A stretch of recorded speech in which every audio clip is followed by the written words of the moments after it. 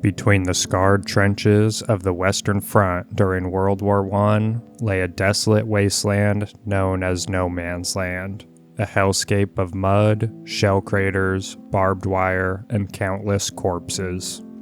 This uninhabitable zone became the unlikely home to a remarkable yet little-known phenomenon, the wild men who managed to survive in this deadly environment. Drawing from accounts including British Cavalry's own Lieutenant Colonel Arden Arthur Holm Beeman's 1920 memoir titled The Squadroon, this video aims to explore the extraordinary existence of these individuals and what their presence reveals about the true horrors of trench warfare. Hello, and welcome to Deadliest Disasters, where we cover some of the most devastating events that happened throughout history.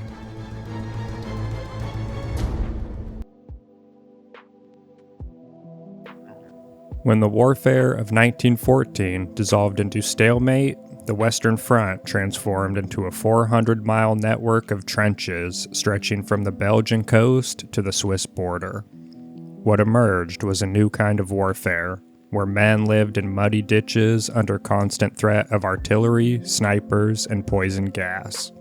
Between the opposing trench systems lay No Man's Land, a term that perfectly captured its inhospitable and deadly nature.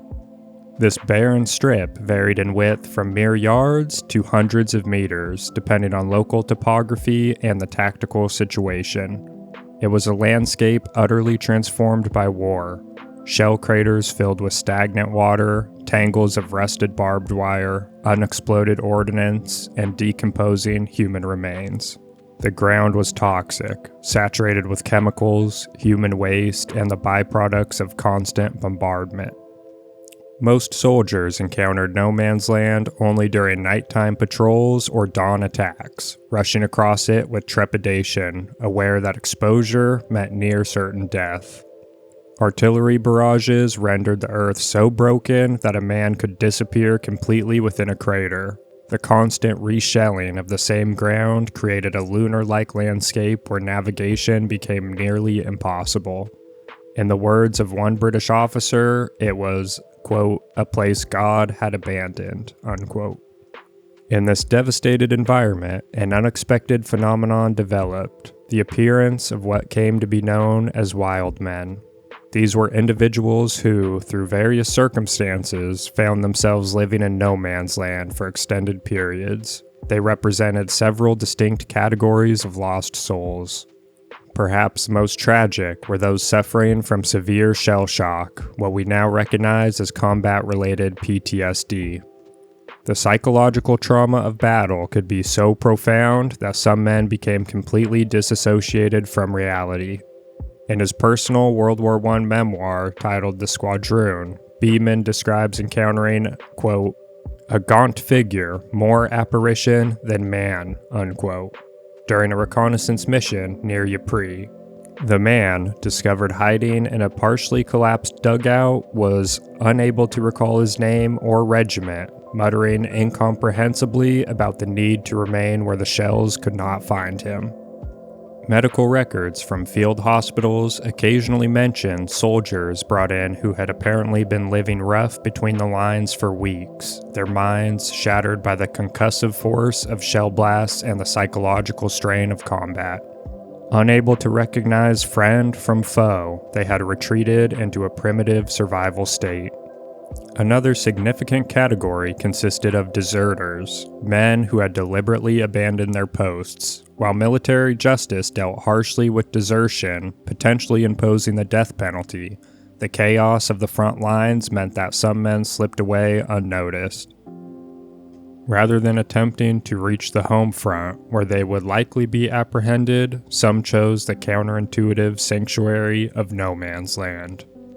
Beeman writes of interrogating a captured soldier who claimed to have encountered, quote, a small band of men, some English, some French, some German, who had established a crude shelter and a network of shell holes, unquote. These deserters had apparently formed an impromptu community bound by their shared rejection of the war. They survived by scavenging supplies from the dead and occasionally raiding isolated outposts under cover of darkness.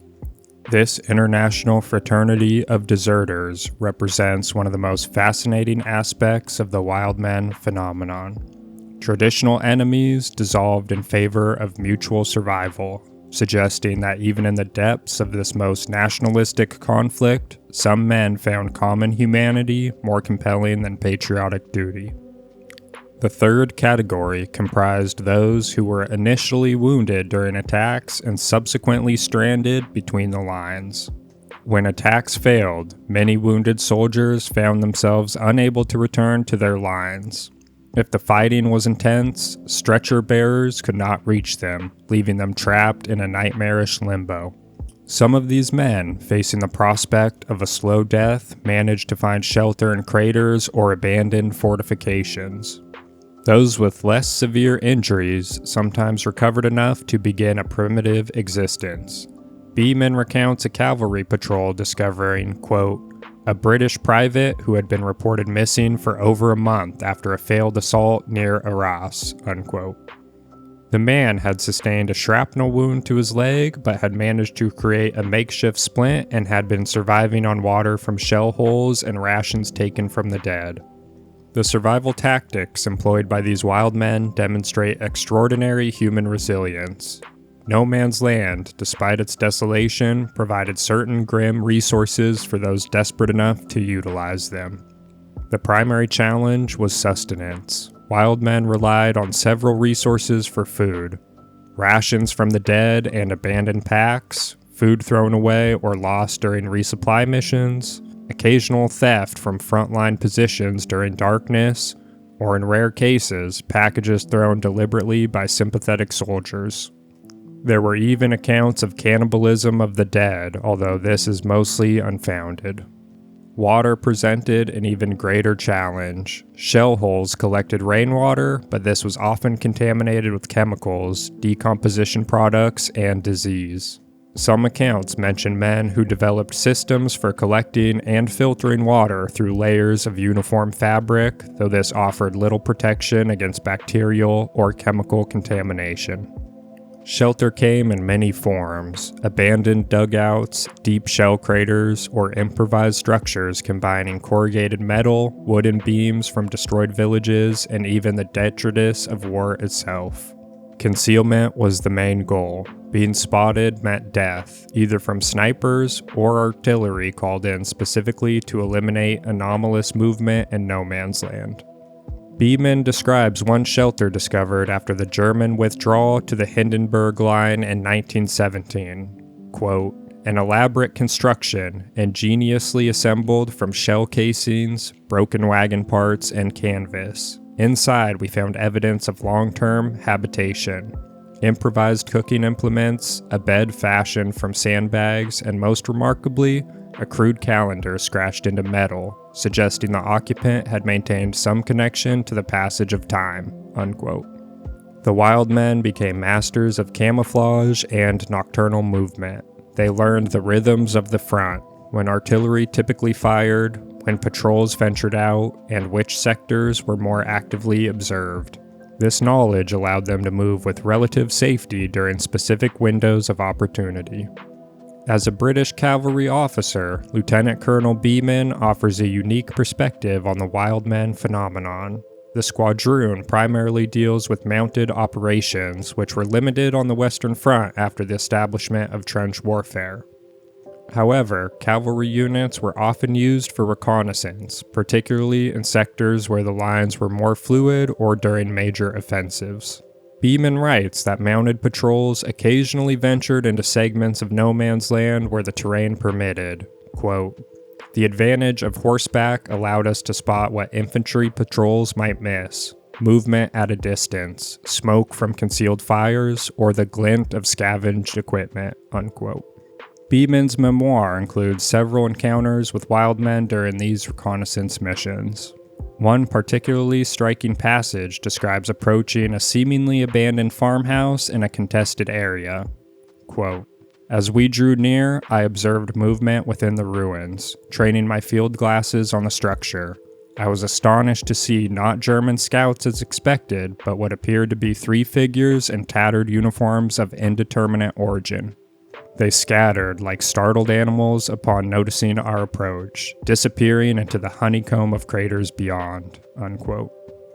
Beeman's account highlights how cavalry officers, with their broader field of vision and mobility, sometimes became more aware of the wild men phenomenon than infantry officers confined to trenched perspectives. His memoir also suggests that military leadership was not entirely ignorant of these individuals, but generally considered them a curiosity rather than a tactical concern. Official military policy regarding deserters was unequivocally harsh, with execution being the ultimate penalty. However, the wild men presented a complicated case. Many were clearly suffering from severe psychological trauma rather than cowardice, and others were victims of battlefield circumstance rather than desertion. Beeman notes that commanders often displayed surprising compassion when wild men were recovered. Quote, "The colonel, upon interviewing the man we had brought in, an artilleryman who had spent nearly 2 months living in a drainage culvert after becoming separated during a gas attack, ordered him sent to hospital rather than placed under arrest. This poor devil has endured punishment enough," he remarked. Unquote. Different armies approached the phenomenon with varying degrees of formality. British accounts suggest a case-by-case approach, while German documentation indicates more systematic efforts to eliminate what they termed trench parasites, particularly as resources grew scarcer for the Central Powers later in the war. French forces occasionally employed specialized retrieval units tasked with recovering men stranded in contested areas, though these operations primarily targeted identified wounded rather than long-term inhabitants of no man's land. By 1917, some sectors had developed informal signals, particular whistle patterns or flares that indicated safe passage for those wishing to return from the wasteland between the trenches. The psychological state of the wild men provides profound insight into the mental toll of industrialized warfare. Modern understanding of trauma suggests these men were experiencing extreme dissociative states, where the mind creates distance from unbearable reality. Medical officers who examined recovered wild men often reported a condition they termed battle fugue, a state where the individual had retreated so deeply into survival mechanisms that more complex cognitive functions had temporarily shut down.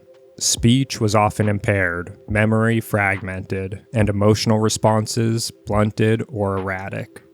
Beeman describes one man who, when finally brought to safety, quote, "continued to collect scraps of food and hide them about his person, unable to comprehend that regular meals would now be provided.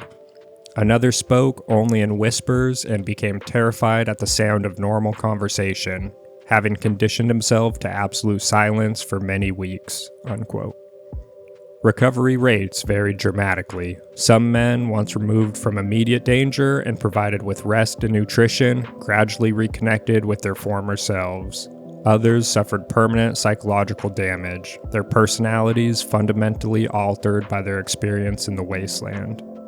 The wild men of no man's land represent a largely forgotten chapter of World War I history. They appear infrequently in official records, mentioned as curiosities rather than as a significant phenomenon, yet their existence reveals important truths about the conflict. First, they demonstrate the extreme environments humans can adapt to when faced with no alternatives. The ingenuity displayed in their survival techniques, from water collection systems to camouflage methods, speaks to innate human resilience.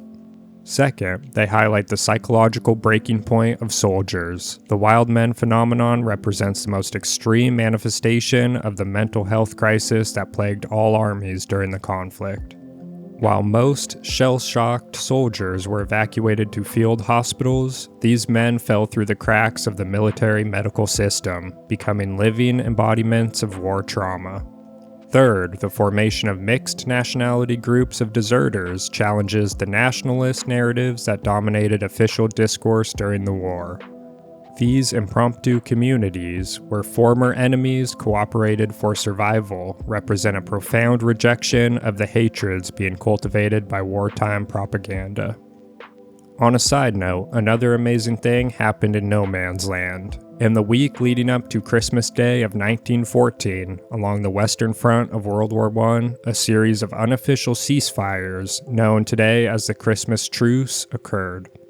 British and German soldiers, digging in on opposite sides of No Man's Land, met in the space between their trenches, exchanged greetings, gifts, and even played a casual game of football. There were joint burial ceremonies and prisoner swaps, while several meetings ended in caroling. These truces were a spontaneous manifestation of humanity amidst the horrors of war.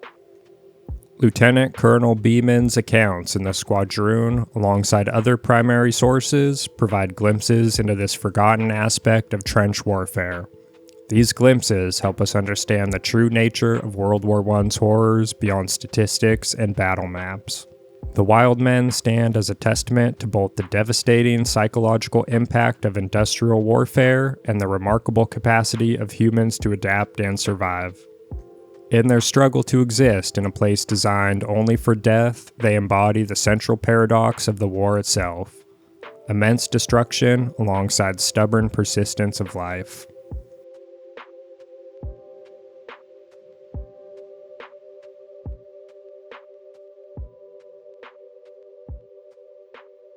Thanks for watching today's video on this devastating but important historical event. If you found this informative, please hit that like button and subscribe for more historical deep dives, and let me know in the comments what other overlooked historical events you'd like to learn about. Until next time, this has been Deadliest Disasters.